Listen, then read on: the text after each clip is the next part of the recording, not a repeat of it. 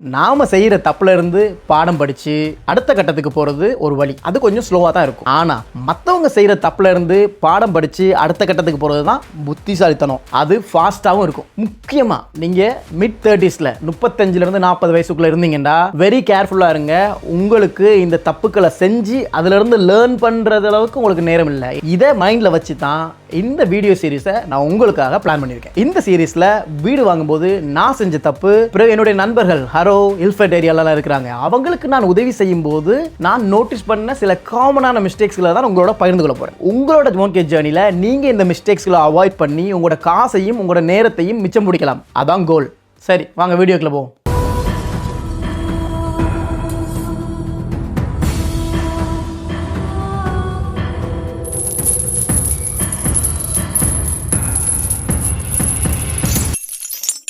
வணக்கம் and welcome to my YouTube channel. நான் மைலோன். முதல் தப்பு, உங்களை பற்றி நீங்கள் முதல்ல தெரிஞ்சுக்கொள்ளணும். உங்களோட கிரெடிட் ரிப்போர்ட் எப்படி இருக்குது, உங்களோட கிரெடிட் ஹிஸ்ட்ரி, கிரெடிட் ஸ்கோர் எந்த நிலைமையில் இருக்குன்றதை முதல்ல நீங்கள் தெரிஞ்சுக்கொள்ளணும். அதையே தெரியாமல் நீங்கள் ப்ராசஸ் ஸ்டார்ட் பண்ணுறது புத்திசாலித்தனம் இல்லை. யூகேல 3 முக்கியமான கிரெடிட் ரெஃபரன்ஸ் ஏஜென்சிஸ் இருக்குது. ஈக்விஃபேக்ஸ், எக்ஸ்பீரியன் அண்ட் டிரான்ஸ்யூனியன். இந்த 3லையும் நீங்கள் உங்களோட கிரெடிட் ஸ்கோரும் உங்களோட கிரெடிட் ஹிஸ்ட்ரியும் எப்படி இருக்குன்றதை நீங்கள் செக் பண்ணணும்.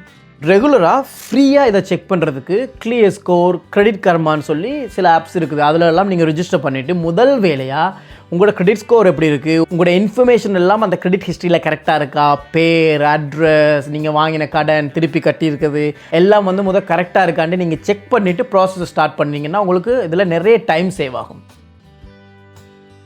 ரெண்டாவது மிஸ்டேக், பாஸ்டில் நடந்த ஃபினான்ஷியல் ரிலேட்டட் இஷ்யூஸை மறைக்கிறது. இது நம்ம தமிழாக்கள் மத்தியில் நிறைய நடக்குது. இப்போ இந்த விஷயத்தை நான் பேங்க்கிட்ட சொன்னாலோ இல்லாட்டி மோர்கேஜ் அட்வைசர்கிட்ட சொன்னாலோ கேஸ் எடுக்க மாட்டாங்க, இல்லாட்டி கன்சிடர் கூட பண்ண மாட்டாங்களோன்ற பயத்தில் அந்த விஷயங்களை சொல்லாமல் தவிர்க்கணும்.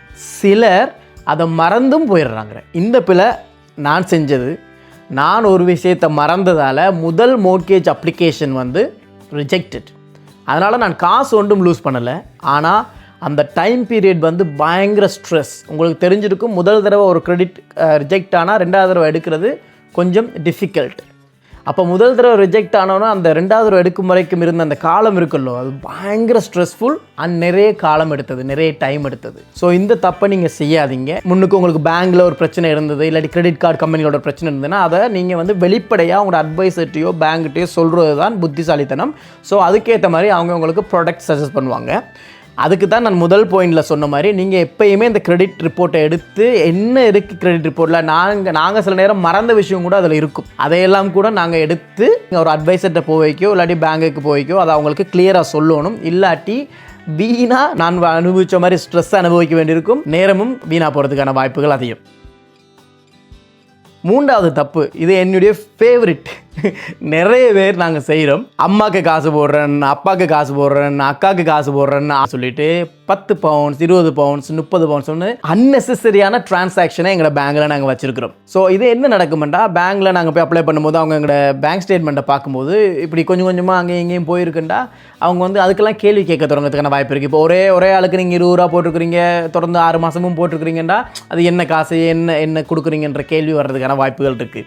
ஸோ அதை அவாய்ட் பண்ணணும். ஸோ உங்களோட எக்ஸ்பென்ஸ் நீங்கள் ஒரு 1000 பவுண்ட்ஸ்னு சொல்லியிருக்கீங்கன்னு வைங்களேன் மாதத்துக்கு. ஆனால் உங்களோட பேங்க் ஸ்டேட்மெண்ட்டில் ஒவ்வொரு மாதமும் நீங்கள் ஒரு 100 பவுண்ட்ஸை இலங்கையில் இருக்கிற அம்மாவுக்கோ இல்லை இங்கே இருக்கிற அப்பாவுக்கோ நீங்கள் அனுப்பியிருக்கீங்கன்னு வைங்க பேங்க் ட்ரான்ஸ்ஃபரில். அதை நீங்கள் எக்ஸ்பென்ஸில் கணக்கு பண்ணியிருக்க மாட்டீங்க. பிகாஸ் உங்களை பொறுத்த வரைக்கும் அது it's not in proper expense லிஸ்ட்டில் இல்லை. ஆனால் அவங்க அதை பார்த்துட்டு கேட்பாங்க, இந்த 100 பவுண்ட்ஸ் இப்படி 4 மாதமோ 5 மாதமோ போயிருக்குது, இது என்னது, இது உங்களோட எக்ஸ்பென்ஸா என்ற கேள்வி வரும். இதெல்லாம் அன்னெசரி டிலே அந்த ப்ராசஸில்.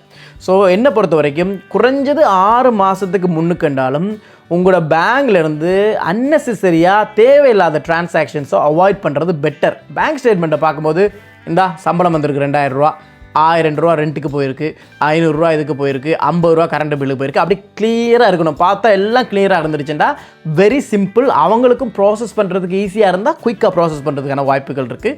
ஸோ இதை மைண்டில் வச்சுக்கொள்ளுங்க. மோர்கேஜ் ப்ராசஸ் ஸ்டார்ட் பண்ண போனீங்கன்னா பேங்க் அக்கௌண்ட்டில் அன்னெசரி டிரான்சாக்ஷன்ஸை அவாய்ட் பண்ணுங்கள்.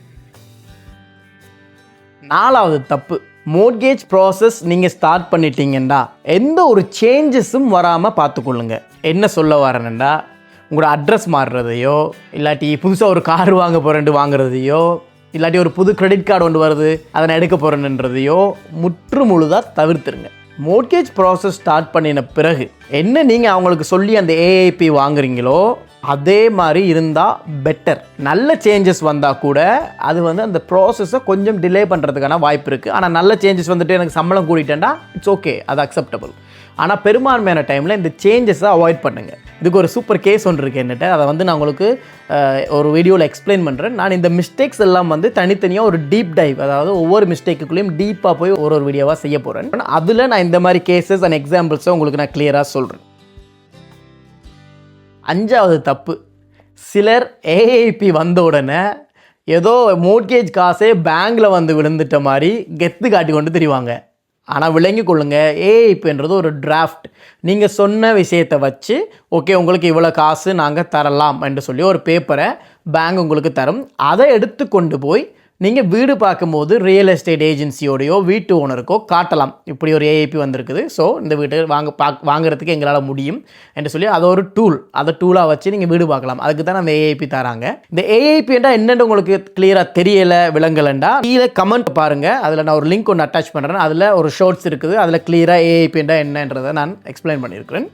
ஸோ அந்த ஏஐபின்றது ஒரு டூல். ஏஐபி வந்துட்டதாலேயே மோர்கேஜ் கேரண்டி என்று நிற்காதீங்க. ஏஐபி வந்து ஒரு டிராஃப்ட், அதுக்கு பிறகு நிறைய ப்ராசஸ் இருக்குது. பேங்க் எனி டைம் எங்களோட கேஸை ரீஅசஸ் பண்ணி அதில் ஏதாவது சேஞ்சஸ் இருந்தால் அதுக்கு மோர் இன்ஃபர்மேஷன் கேட்கவோ இல்லாட்டி மோர்கேஜை ரிஜெக்ட் பண்ணுறதுக்கோ அவங்களுக்கு எல்லா உரிமையும் இருக்குது. So be careful. என்னை பொறுத்த வரைக்கும் இது மிக முக்கியமான வீடியோ. மோர்கேஜ் ப்ராசஸ் ஸ்டார்ட் பண்ண போகிற எல்லாருக்குமே இது தெரிஞ்சிருக்க வேண்டிய அவசியம் இருக்குது. அதனால் இந்த வீடியோவை ரொம்ப லென்த்தாக செய்கிறதுக்கு எனக்கு விருப்பம் இல்லை. ஸோ இதோட இந்த வீடியோவை இங்கே நான் முடிக்கிறேன். நாளைக்கு பின்னேரம் 5:30 இதோட பார்ட் 2 நாங்கள் ரிலீஸ் பண்ணுறோம். இந்த மீன் டைம் நாங்கள் அடுத்த பார்ட்டில் என்னென்ன மிஸ்டேக்ஸ் பற்றி பேச போகிறோம்ன்றதை உங்களால் கெஸ் பண்ண முடியுமா? கமெண்ட்டில் போடுங்க பார்ப்போம். நீங்கள் அப்படி கமெண்ட் போடுறீங்கன்னா நீங்கள் எந்த ஏரியாவிலேருந்து கமெண்ட் போடுறீங்கன்றதையும் சொல்லுங்கள். ஸோ எந்த ஏரியா வின் பண்ணுதுன்னு பார்ப்போம். Okay, thank you, see you tomorrow.